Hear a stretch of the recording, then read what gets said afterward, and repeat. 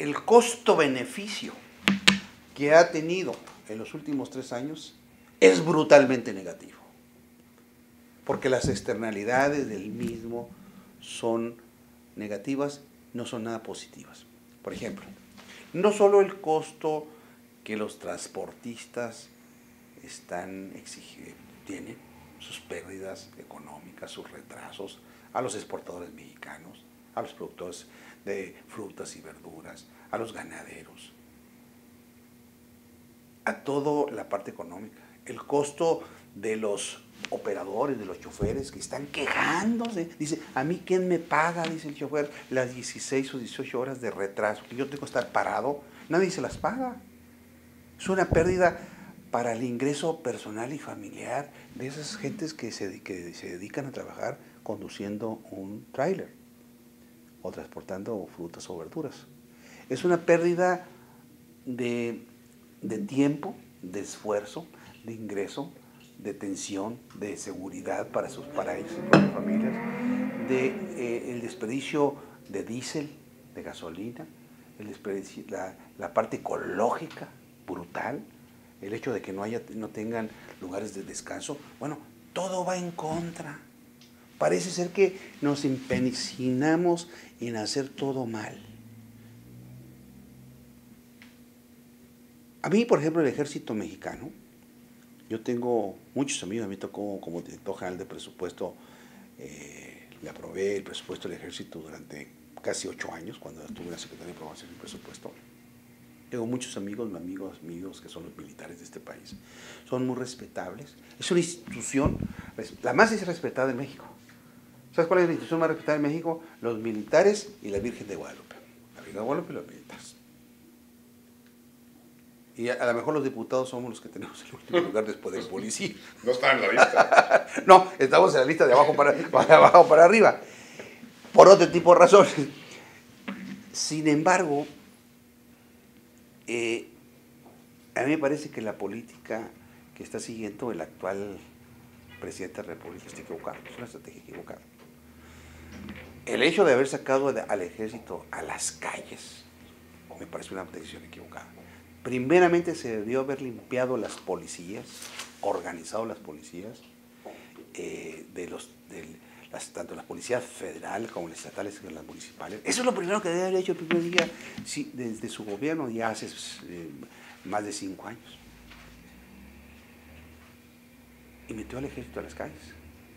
El ejército, como tú lo bien dijiste, no está para ello. Está para defender la soberanía nacional, no la seguridad pública. Primer punto. Segundo, insisto, la inseguridad de este país cada día es creciente. Fíjate nomás, a mayor gasto en seguridad pública, que le hemos metido recursos extraordinarios, todo lo que ha pedido el presidente de la República al presupuesto de egresos de la Federación, con el cual yo soy secretario de la Comisión de Presupuesto de la Cámara de Diputados, cada año le hemos aprobado los recursos crecientes y parece ser que a mayor gasto, más inseguridad. Entonces el problema no es un asunto de dinero, es un asunto de eficacia de la estrategia.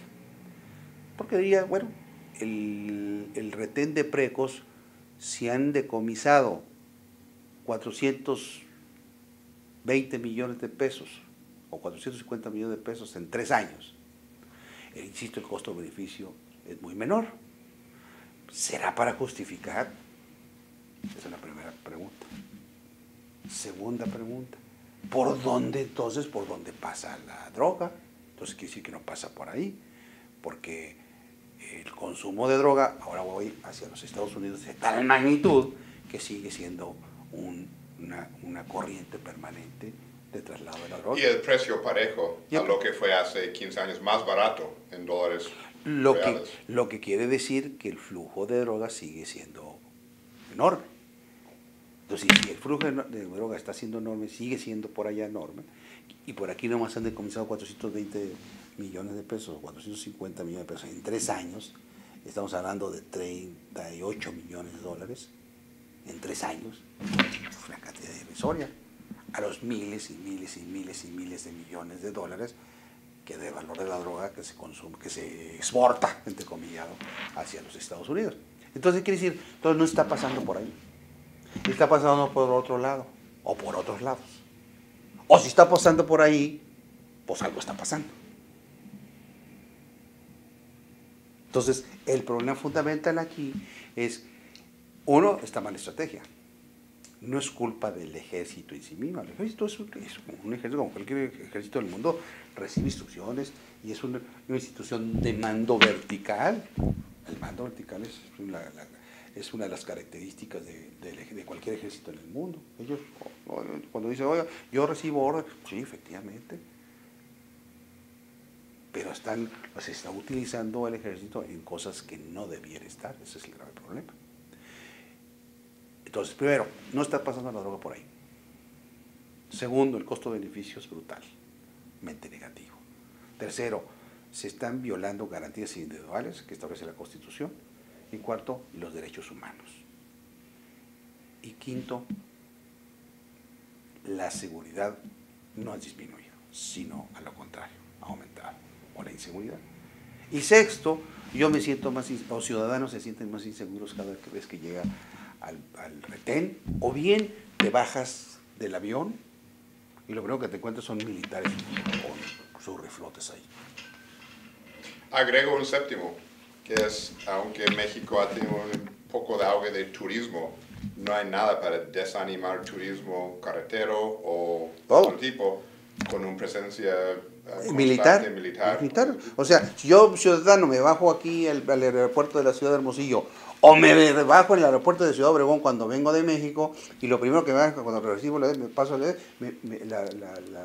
tomo mi beliz, mi maleta, me revisan todo. Mi portafolio me revisan.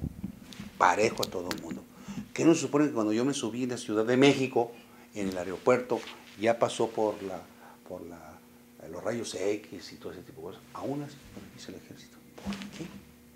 Eso es función del ejército. Nada más. Yo como diputado y representante personal, y para eso aquí en México se llama el fuero constitucional, me he puesto, ahora sí como dicen vulgarmente, al brinco a los militares. Y digo, ¿por qué? No me revisa porque está violando mis derechos. Y aún así, pues imagínate un ciudadano que no tiene fuero, que son por supuesto la mayoría, la inmensa mayoría de todos los mexicanos. No hay forma, no hay forma. Entonces algo está mal. Pero está mal porque cada día que pasa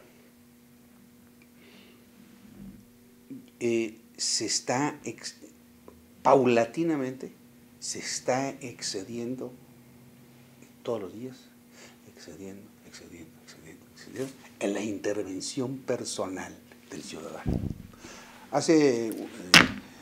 Ahora en diciembre que pasé hacia el norte, yo voy de Magdalena a la Navidad, Navidad allá, veía que no avanzaba el auto.